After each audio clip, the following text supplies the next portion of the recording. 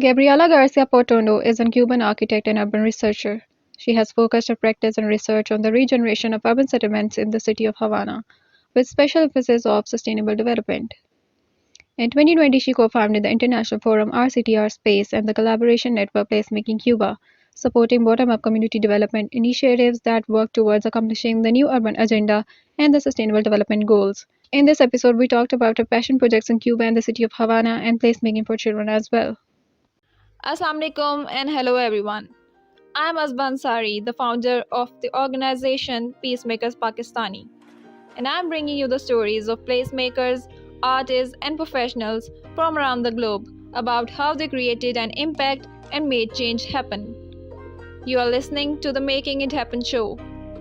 Thank you for joining in. Enjoy the episode.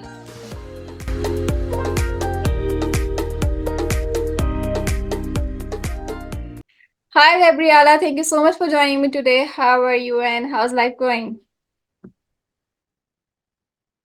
Hi, Yasba. Thank you for inviting me to make it happen. I'm really glad to be here. I'm doing very well right now. I hope everyone in Pakistan is doing very well as well.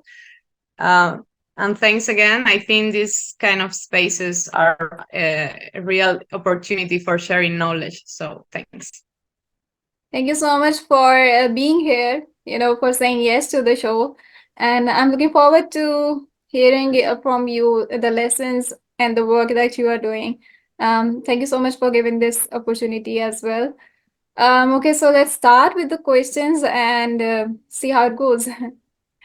I would like to know that how did you find your passion for architectural regeneration and development, and what inspired you towards it, and also how does placemaking benefits in this cause?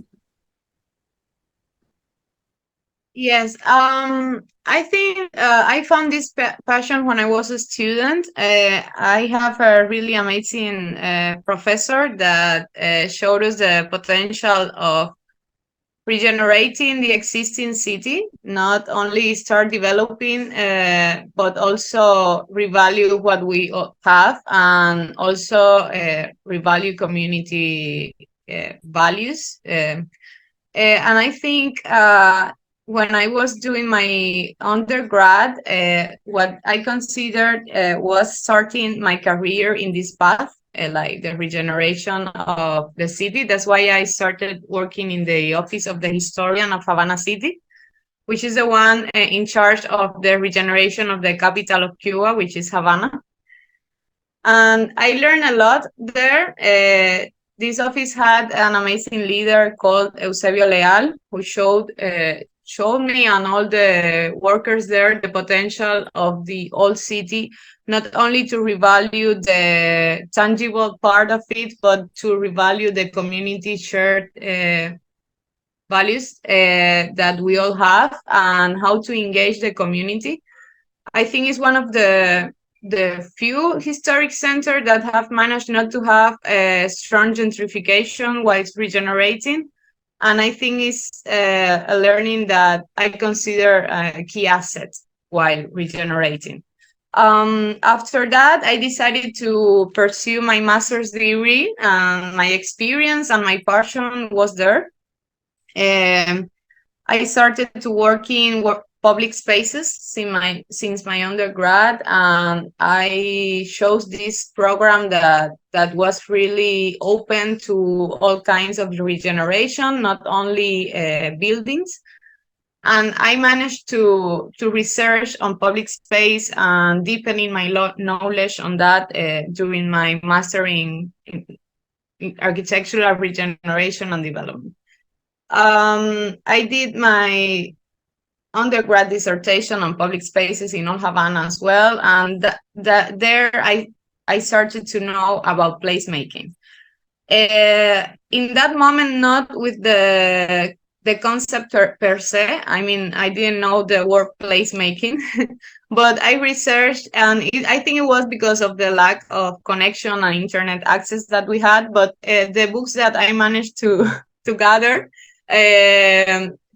started talking about the role of the user and the well-being and accessibility, vitality, and that were the concepts that I integrated to my professional practice. And after, when I was able to know the concept and everything, I said, oh, okay, this is placemaking, the same thing that I gathered from different places. And I think the concept really gather all the things that I like to put in practice, all the work that I like to do here in Cuba. That's great. I'm glad to know that you started learning about placemaking during your undergrad program, and you know about you got excited about public spaces right at the start, and you have been dedicated towards it. I'm very happy to know about this, and you founded then the network RCTR space. So, what are your aims and objectives about it, and challenges or lessons so far? Like, I know you have been passionate about the public spaces and regeneration there. So, how did the shift, and you told me about the shift happened during your study years, but now what's going on about it? Yes, when I finished my master's, I realized that to work towards public spaces, we had to integrate not only architects, urbanists, and what I start when our city space started, it was an initiative that uh, we created that was an international forum. The first thing that we created was an international forum that aimed to talk about the role of public spaces in community development. And our aim was to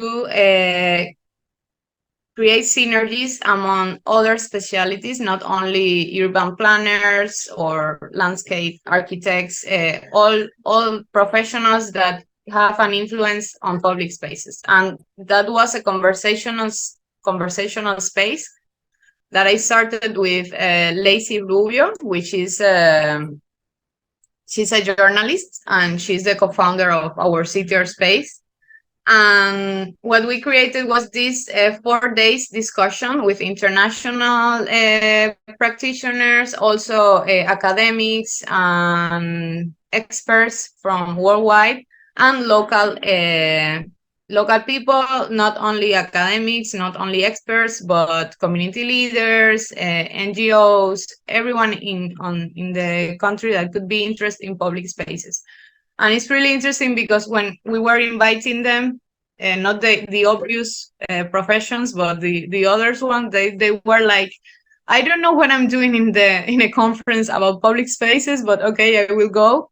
And then they realized that we all have something to do in the public space. And from this conversation, we realized that we create an amazing synergy just to continue working together. So we created a Placemaking-Cuba and continue our CTR space, not only as a forum, but as a network. So Placemaking-Cuba became our network, and our CTR space, the space from where we work together in order to promote more activities in the network.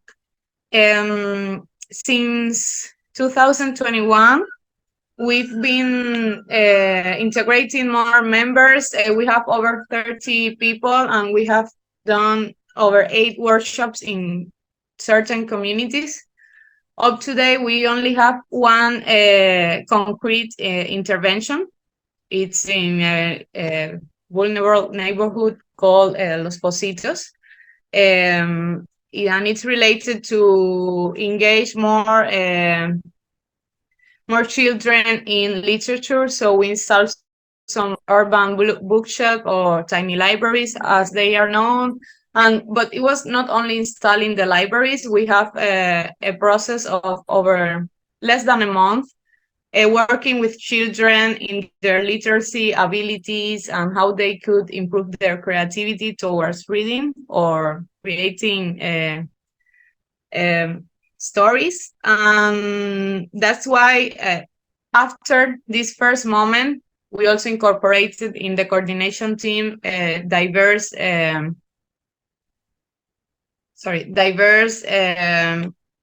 professionals, and we have psychologists, other architects, communication experts. We also have in the network people specialized in children, in elders, from different backgrounds and different experiences that together we managed to put in one place. So the way we work up to today, we have done a lot of capacity building. We also have worked with women. In this sense, we are very inclined towards active mobility, because in I think it's one need that we have in our city. The public transportation is deficient, and active mobility is something that we should encourage, but we don't have the infrastructure. So what we did is that during 2 years, in 2 workshops, one each year, we worked first with the deaf community to understand, because we realized that they use the bicycle. So to understand how with their disability they use it, and what is the potential of the city for that, and what are the vulnerabilities that they face while cycling. And the second year, we work with women, and we start mapping like which were the green or red ways to get from point A to point B, from their homes to work, or the different places that they use daily. And we started this map of recommended ways to move in the city while you are women in cycling, and the ones that other women don't recommend. And so we started with this mapping. That's been the work up to date. A lot of mapping, a lot of capacity building with children mostly, and with different community leaders, and this urban intervention. We are working now in our second intervention that will take place in another neighborhood, and this is a little wider, not only focused on literature. And for that, we are trying to engage more people from the network. Yeah. Awesome. I love how you have shared in detail the step-by-step process and how you have started with the networking. And I'm glad to know that you have found amazing people to help you with the work that you are doing, and all are contributing to it. And also, I'm very excited to know about the project with the deaf people, because it's very different and it's very unique. And at the same time, it's very important as well, like caring about the vulnerable people first, and then this can set stage for the ones who are able to do it but are not doing it, maybe, or the infrastructure doesn't support them. And like it's a great way of creating awareness for the bicycles, for use of bicycling for the active transportation. And I love the process. Nice, very nice. Okay, so like you have been in the business for past 2 years. So in this time duration, what did you find about the challenges and opportunities around public spaces in Cuba? Okay. I think the great opportunity here in Cuba are the people themselves. We are a society um, that tends towards going to the public space. You can see here children playing on the street, people talking from the porches, people playing dominoes, which is a game here in the middle of a corner. So the people really use the public space. We are really extrovert as well, so we tend to talk during public spaces. We tend to engage with activities that are undergoing as well. If you see something happening in a corner, it's very likely that a lot of people will go to that corner, and if you can even dance in the public space if the environment is the appropriate. So the great opportunity are the people, and the community leaders that have emerged from different neighborhoods. I think they are our main point of connection with the community. It for us has been really hard to get to some communities that don't have this leadership very well identified, and I think we have a strong asset there. The other thing is the public policies. Right now, there is a new law of territorial planning and urbanism that has been in the last 2 years, and they really support public participation, decentralization of the urban planning.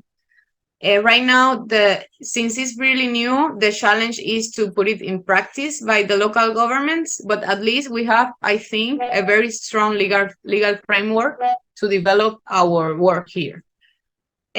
Our greatest challenge on the other side is that we are not able to become an NGO or a foundation or any other form of legally work in this network. So right now we are a network of volunteers. That's our name. We don't manage to make it a work of it. Each of us has another source of income, and that translates into less time to work on placemaking. We all do it on weekends. It's also challenging to get funding because you don't have, like an institutional bank account. So transparency in that sense is really hard. It has to be people that are used to work in Cuba and they know our work, and they are able to put their trust on us to provide us some funding to engage in some activities.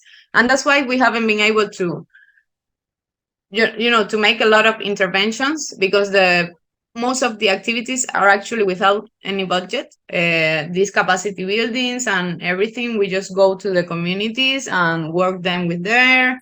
Some of the leaders just provide us some snacks, and it's very organic.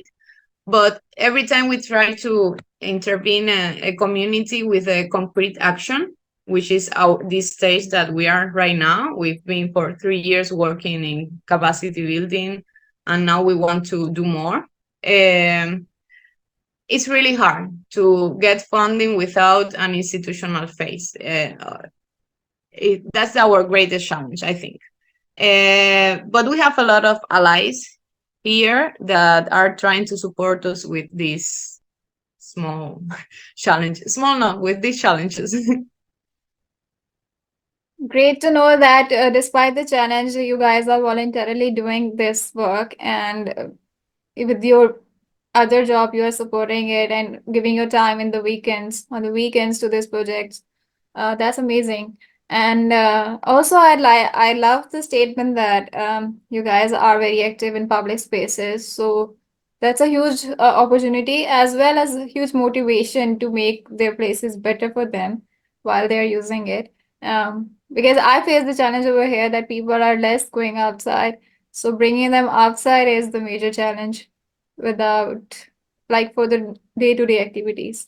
So I love that part. And also tell me more about Cuba, any place attachment stories that you have with Havana. Tell me about that. Okay. Well, Cuba is very dynamic city. We have here in Havana um, a very well preserved historic center with the traditional squares, urban squares from the colonial period, and they are really preserved, and they have managed to maintain their mixed use, living and business, usually on the ground floor. So in that sense, I think they are in that part. It is an example of how to design a city thinking on the public space, and they have been able to maintain it over the years. It's also not very transited by cars, so we have a lot of pedestrian roads. It's really nice to walk in. We can move on time towards the Republic constructions with our neighborhood. Sorry, and it's not only Republic, but they were finished in the 20th century. Vedado and Miramar, they are different. They are more than residential places, but they are very green neighborhoods. So you have a lot of trees, urban parks as well, and it's also open to everyone. It's not like we don't have these closed neighborhoods. Everything here is like open, and my favorite site is one that is really connected to the sea, which is called El Malecón. It's basically a small wall where everyone can see and see the sunsets, the sea. Some fishermen go there to fish, and you can do a lot of activities. Usually during the nights, there is music as well, like people that just pass with their guitars. It's not that. And I really want. I think this is an amazing place, and most of the good memories from my teenage years are from the Malecón, because without any money, you could just go there with your friends and just buy a bottle of soft drink or snacks or whatever you wanted, and just sit there, talk to whatever hour you wanted to talk, and return home. And you could see always other people, music passing, the sound of the sea, sunsets. I think this place is really magical, and the warmth that the city has. From Malecón, from some points, you could see all the city because it's kind of curved, so you have an amazing view there as well. Um, and in my case, the connection with the sea is really important for me. Havana is my connection with the sea, and it's the thing that I miss the most when I'm abroad. Um, I don't. I don't know if I've answered the question. If you want some more details about the city, I can continue. You did answer it, and that's very sweet. I loved it. I was enjoying what you were saying, and I was a bit able to visualize it, and I really want to be there. I want to see the place. I want to enjoy it. The way you were actually sharing your story showed how you are attached to your place, and that's lovely. Thank you for sharing it with such depth with me. I love that. Okay, so like, and if you want to share more, I'm all ears. I'm listening to it. So it's up to you now. No, it's okay. We can continue. Thanks. Great. Okay, so I think we can see more about your place, more about Cuba and Havana in your stories or in on your Instagram account, maybe, right? Yes, You do we share them? have our Twitter space, our city slash our space on Instagram. I Great. can share it with you. Yeah, I'll add to the link in the I will add the link in the description box as well. Great. Okay, so would you like to shed some light on your interest and contribution to the placemaking for children? Because I am personally dedicated to it as well. So I would like to know about that. Yes. When we were starting this adventure, we realized that um, working with children was creating the future placemakers without the need of any network or any company from professionals. So we identified that we should have some workshops only to show the children the potential of where they live, how to understand us, how they live it, um, to see how they see their neighborhood, because we at the end are outsiders. We really wanted to understand how they feel about their public space. So we started with this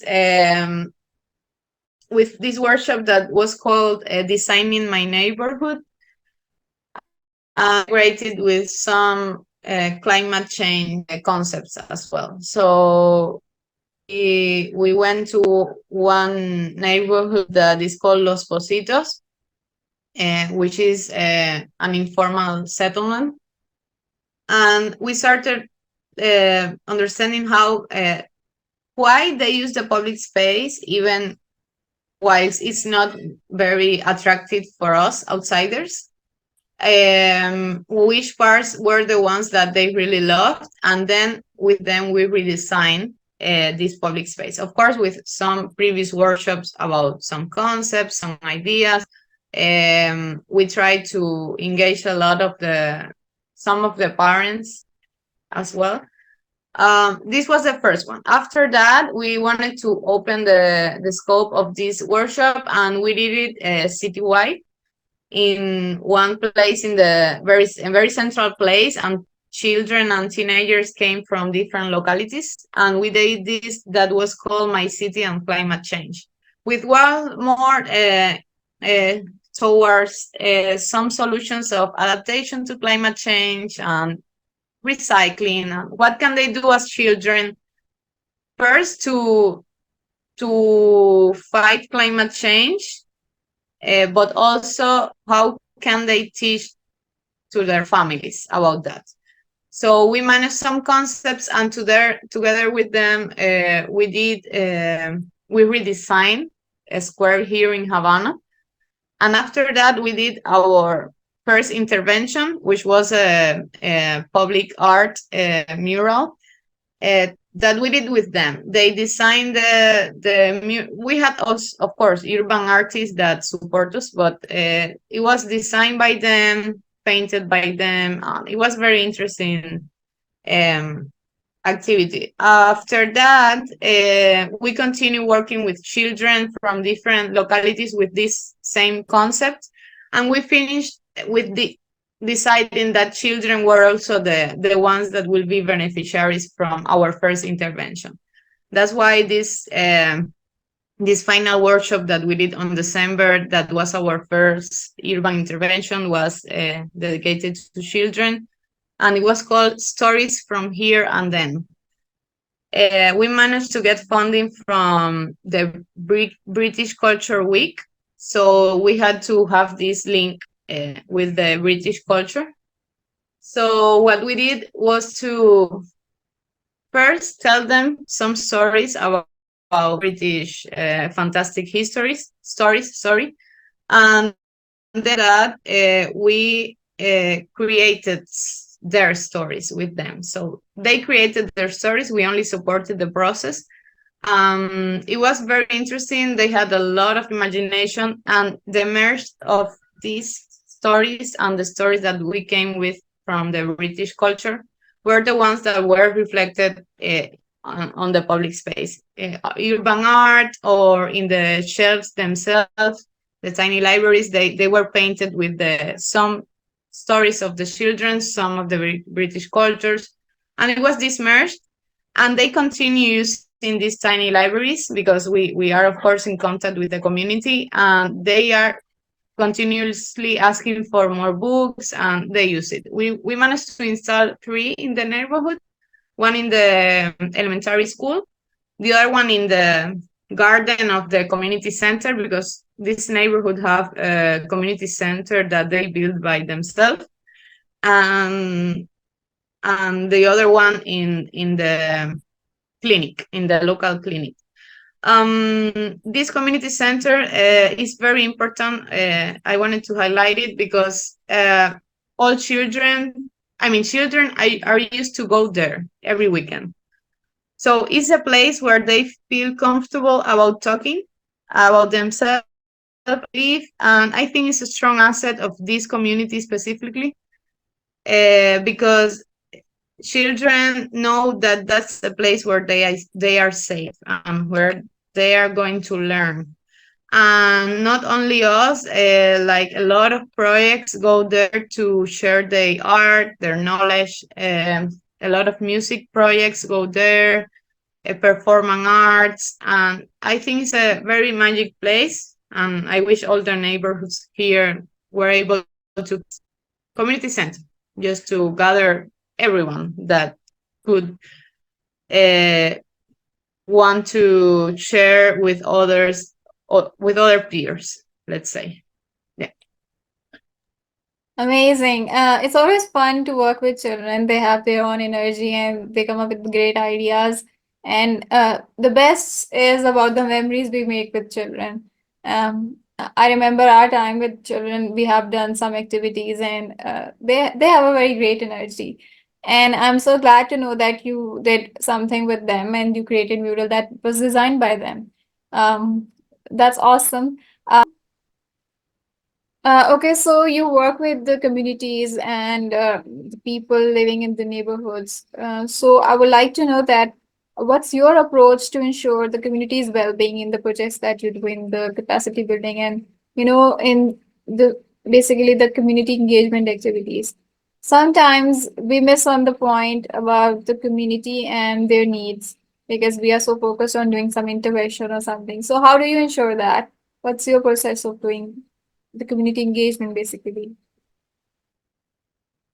Well, the first one is identifying a community leader from the community. As I mentioned before, that's a key asset while working with some communities, and mostly, for example, in the case of Los Positos, which is the neighborhood that I mentioned before, they have strong leadership, which is based on an alliance of two of community leaders and a very strong religious leader. So they this is a very religious Afro-Cuban religion community, and this person is has a strong influence on the community in the best sense of influence, of course. So if he or any of them call them to be engaged in an activity, firstly, they know it's for good because they've been working there for over 6 years. And secondly, they respect the leaders. So it's a community with a lot of social issues in the sense that they are very socially vulnerable, but they have this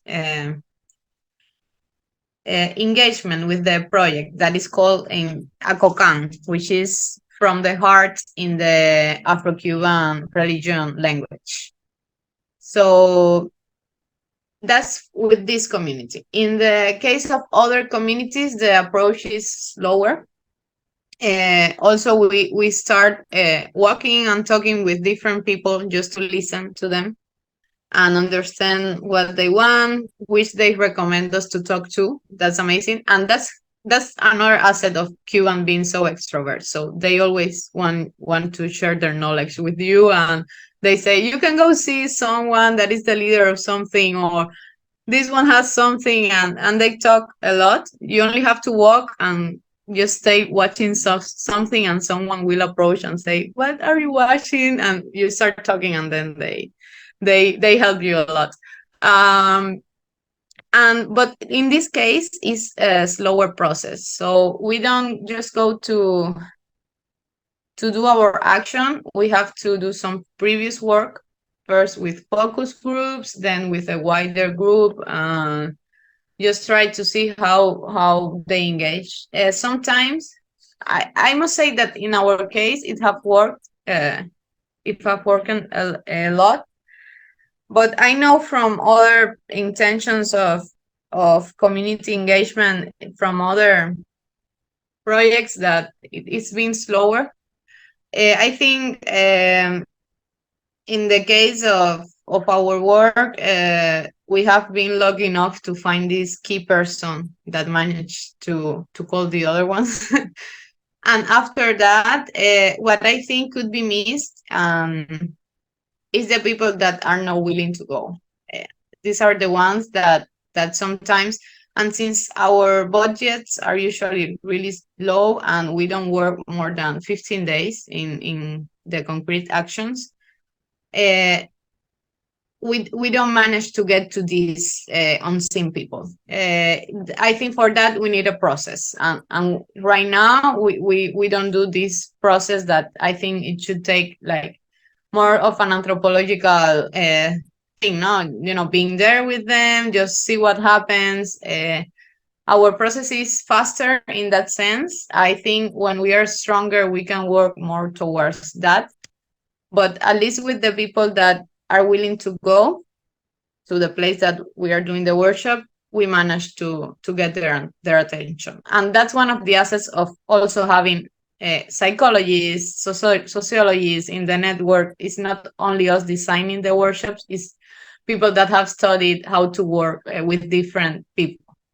And yeah, I think that's how we have been working up to date. And yes, it's really hard in some communities, depending on the it's also depending on the moment that you are approaching, because if you are in a period like the ones that we had 2 weeks ago, full of blackouts and everything, people don't have time to attend to you. They are reaching the 2 hours of power electricity just to wash their clothes, cook. They don't have time for you in that case. And that's another thing that we have to understand. There are moments for doing this in the year. It's depending on the external context. That's another challenge sometimes. Right, and since you're working with the communities to make things happen, and it's a very slow process, and I understand that, and I really appreciate it that you guys keep doing it, and you're very understanding of the people as well, and also I really appreciate that you did this conversation with me. You gave time to it, despite of the things you are facing and the blackouts that were happening in Cuba. Um, so thank you so much for doing it. And okay, so the questions that we have discussed so far were especially for you. And now I would like to ask you a few questions that I ask all the guests just to know them more. So excited about that. Okay, so tell me what drives you, what keeps you focused on the work that you do. Uh, it could sound like maybe a cliche, but I think this is the thing that fits my soul. uh, every time I finish these workshops, I feel so good. I think you should feel the same, but it's only that I feel really good after working with the community. It might seem that we are giving them something, but in my for me, and I've been talking with some other girls of the coordination team. We also do it for that feeling of we are doing something, and it has a small impact, but at least we are trying to do something. And the feeling afterwards for me is really rewarding, and that's enough. Yeah, it's a soul work, definitely. Okay, would you like to share any proudest moment of your work life? And in progress. Well, sorry, the progress is in what we are doing right Proudest. now. I would like to know any proudest moment of your work, like the Oh, moment you were very proudest. proud of the work you do. Proudest. Okay. Well, the first one was during our CTR space, because we managed to bring international experts such as Jangel, Ethan Ken, Fred Ken, Jorge Penalosa. So being able to open the opportunity for Cuban professionals and students to these experts, I think was really rewarding. Otherwise, I we wouldn't be able to to have these people talking to us about their experience.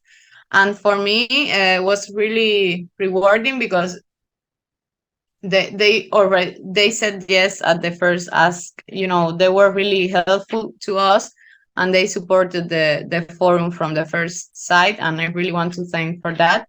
After that, we managed to be engaged with the placemaking Latin America community, and then Guillermo Bernal and Luciana Renner were a really strong support to reconnect with the rest of the continent. And I think open Cuba to this international network was really rewarding for us, because we managed to create new opportunities of knowledge sharing in one cases, for also for potential funding in the future. And that was the first moment when we said, okay, we did this, because I mean, we started our sitter space in the living room of the co-founder of the project, Lacey. And we 1 year after that, when we finished the forum, and all the people that we managed to gather, we were like, wow. 1 year ago, we were just talking here and taking notes of what can happen.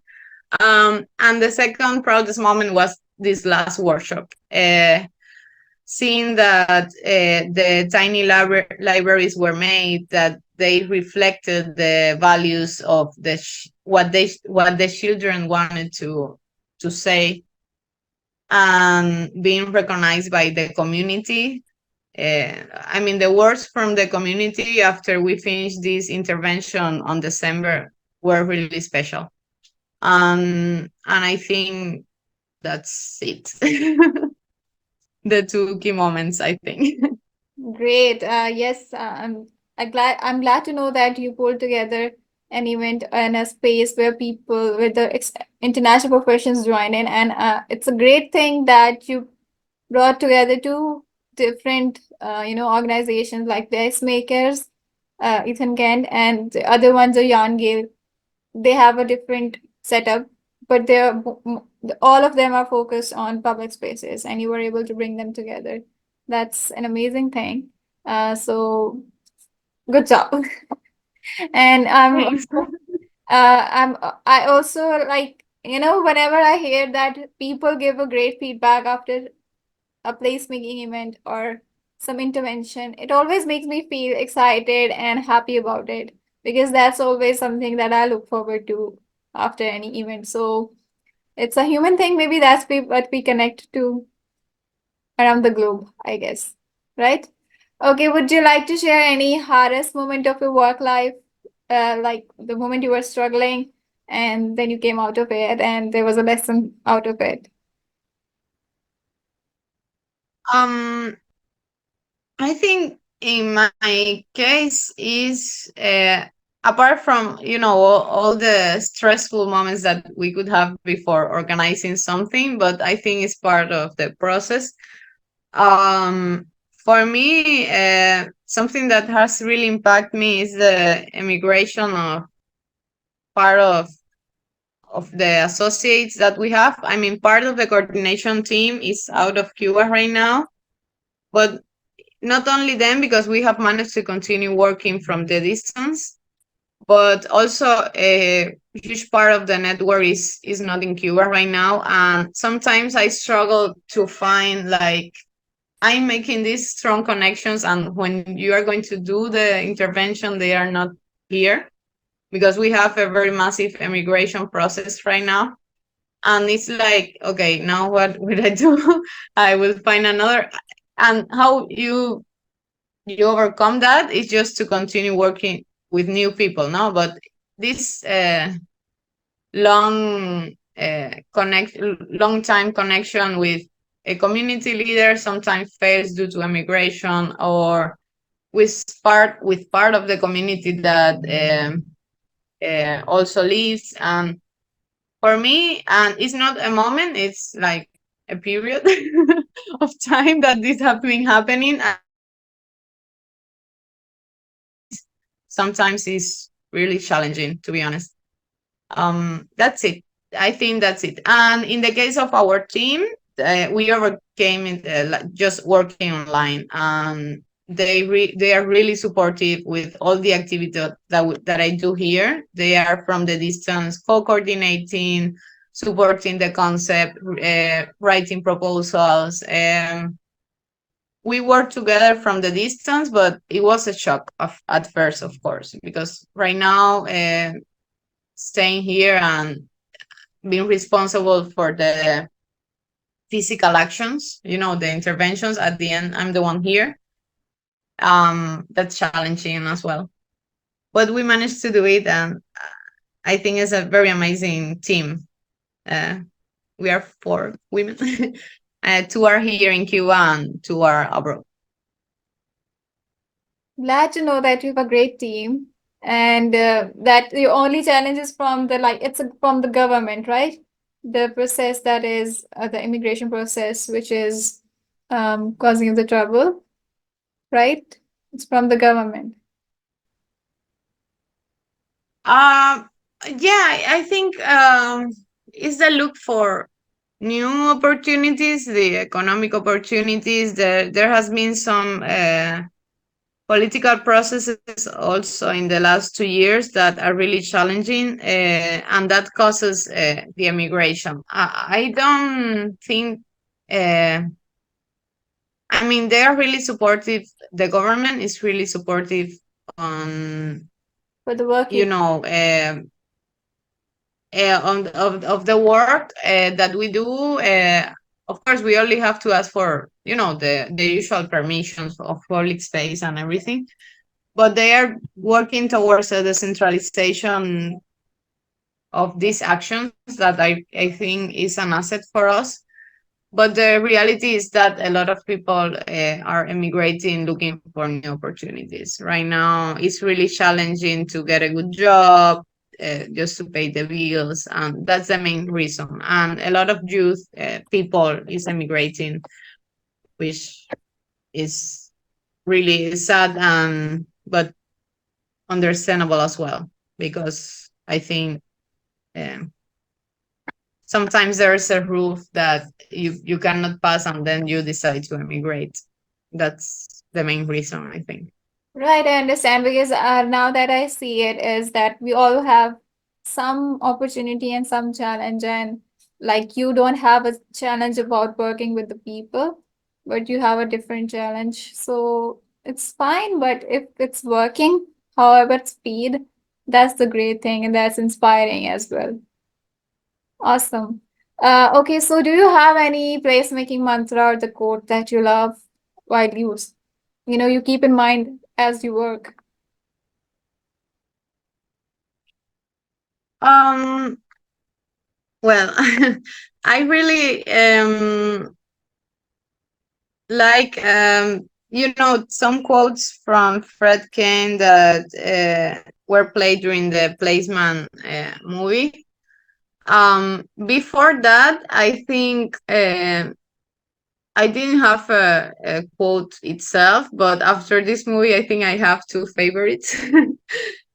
One is regarding the, if you want people in a place, just put ice cream there. And I think I can relate to that. I would go anywhere where there is ice cream. Sweet.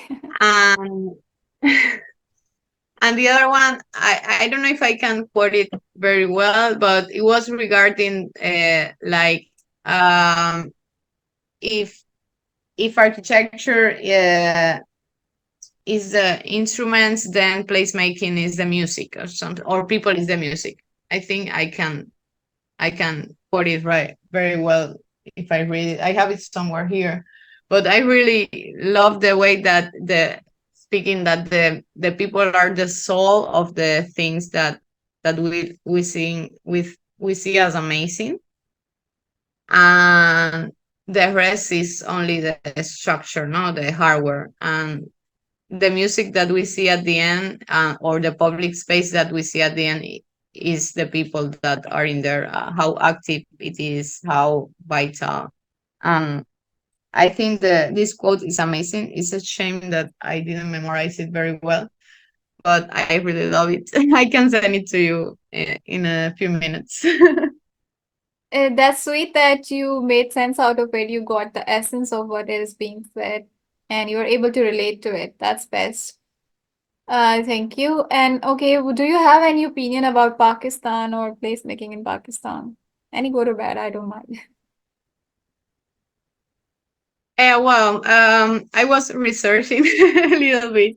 I think, first of all, I think this space of dialogue is really important to start engaging more people and learning from perspectives from other countries. So I think, for example, this podcast is really amazing, and I think I consider it something that we need to work towards here in Cuba as well, because it could have really real potential to engage and strong of the work. What I've seen are some researches that you have done. For me, was really interesting the work, the one that you made on the Porsches. I wasn't able to read a lot of them, but actually, I had a question that have you been able to engage, like only I don't know the network very well. So you have a strong lot of people, or you are a small team. And I also didn't manage to get if you have some interventions or you are focusing on researches that are really amazing. I read this one that I told you about, and I can really relate. I think in that sense, some parts of Cuba could be related, but as I told you, we go more outside. But and also, I'm sorry for asking you instead of answering. But I wanted to know, like, if it's possible, uh, how you manage to engage people, mostly women, and how is the work with the community there, just for me to understand if that's possible. Yeah, sure. Okay, so thank you about the porch placemaking. I would say it it was actually the article first time I wrote about the porch because I used to see how things changed, and the first effect that we were able to say were through the porches and how the societies were being planned and people were being distant and the use of porches was changing. So this was one thing that I was observant of and I wrote about it. And then we did some work, and I loved people who were using their porch and engaging people there. So during the COVID, we made a movie and we were covering those people and we were thanking them for being considerate about people and not just doing everything inside, but sharing a little bit glimpse of it with the people outside. And about the team, well, it's not a network yet over here because I needed some time to understand how things will be because I live in a big city and there are very complexities and I needed to understand them. And since I've seen a lot of shifts happening, so there were a lot of lot of barriers in my own head, and I needed to be free from them and to see what is actually required and what is actually going to work and how it's going to work.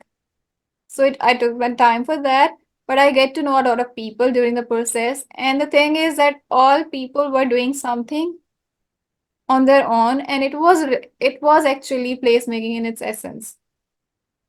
So now the challenge that I faced was to communicate it to them that it's placemaking and we can be a network, that we can be a group of people doing things together as a collective effort. So I'm still on it. And we are actually, after a long time, people have started talking about it. Like they have started understanding the essence of it, I would say. Because the same thing that the challenge is to make money and to make both ends meet and to have an income that supports you to be able to participate in other things and in the layer activities basically. So that has been a challenge as well.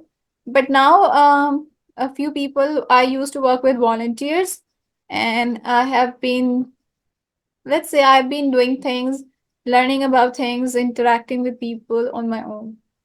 That I would say. But yes, a lot of volunteers were able to help during the entire process of small changes. We used to work with the institutes, schools, and like I wanted to know where people are at right now and the level of interaction, what level of interactions can they do, and where in which spaces they are able to express themselves. So institutes were the basic places because neighborhoods are not being utilized as we used to utilize as we were children. Now children are bound to their homes and to their study desk, I would say, unfortunately, because the pressure of work is all very on the pressure to maintain grades is very much on them. And then they are glued to their screens. That's another challenge. So, a lot of things are in that regard, but this year we have started working with an organization.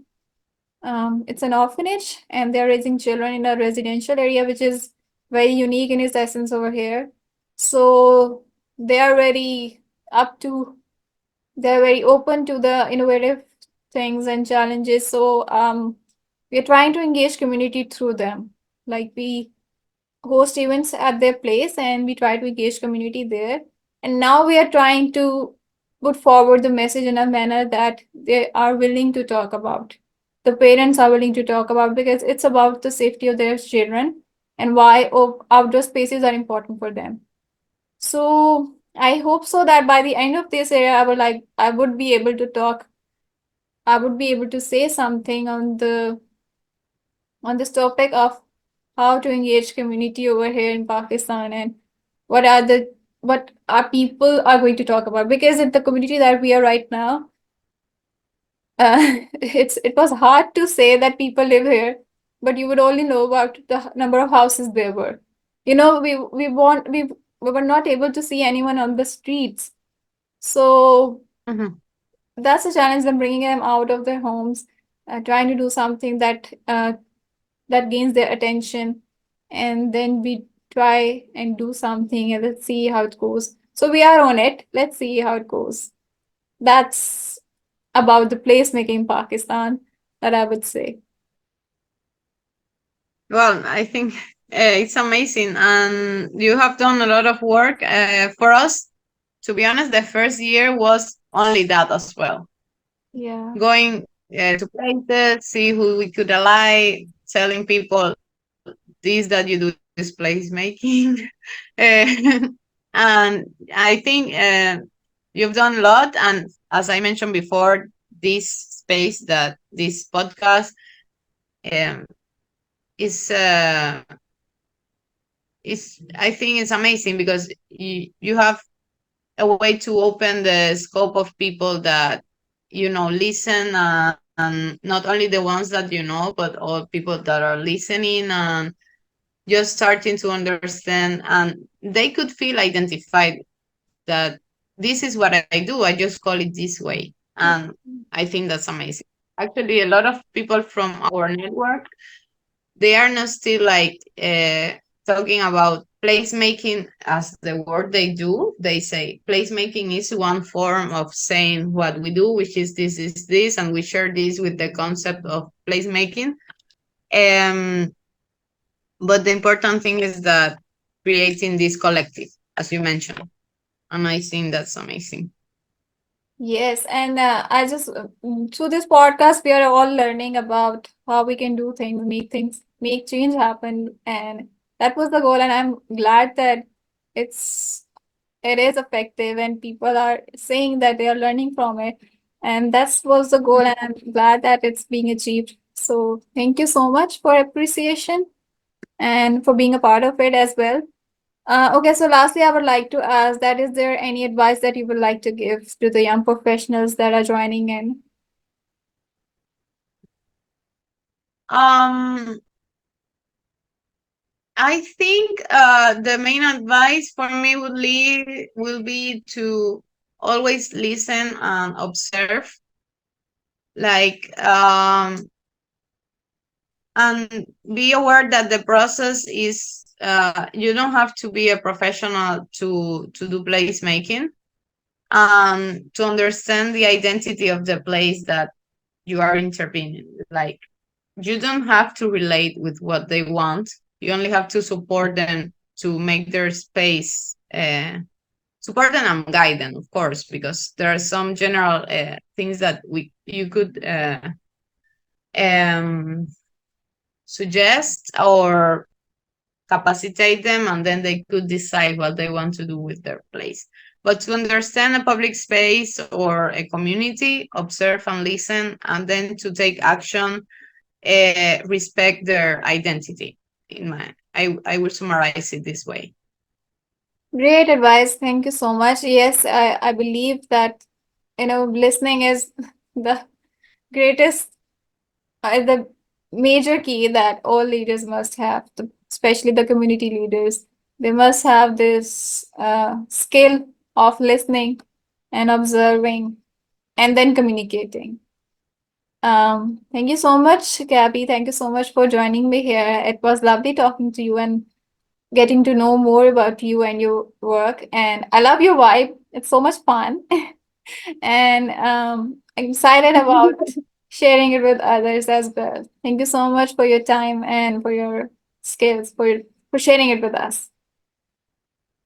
Thanks for the opportunity of this space. I hope we could meet sometime any soon and support any of both networks. It will be amazing to collaborate. Definitely So looking thank forward to you. it. My pleasure. Take care. Bye bye. There, bye.